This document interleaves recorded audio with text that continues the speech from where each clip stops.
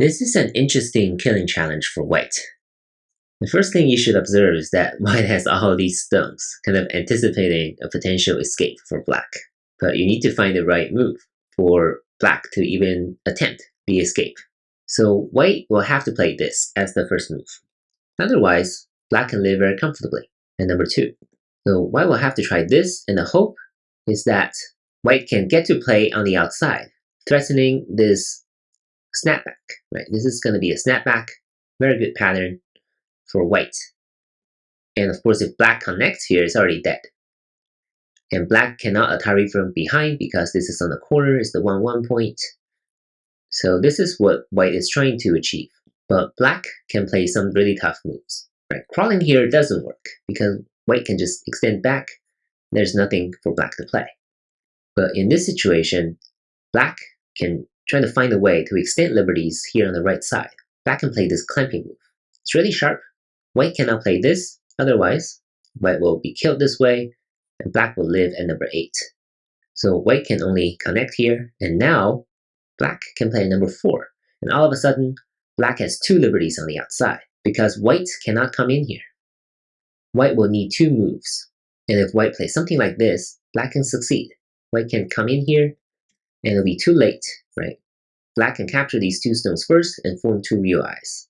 So that is why number 5 must be here. If black plays this, white can Atari and succeed this way. But what's black's strongest move? Right? Black will play here. If white blocks, now we're back. Once again, white can come in here. Just an extra liberty, right? By sacrificing 2 and 6, black has bought an extra liberty on the outside that will guarantee black's survival. So it's all about that extra liberty and how white can prevent black from getting that extra liberty. But now this is hard for white, right? You can't just keep crawling on the first line. Like, you're just all gonna die. This won't work. Like, eventually you have to block. And once you block, here's an extra liberty. You can't come in.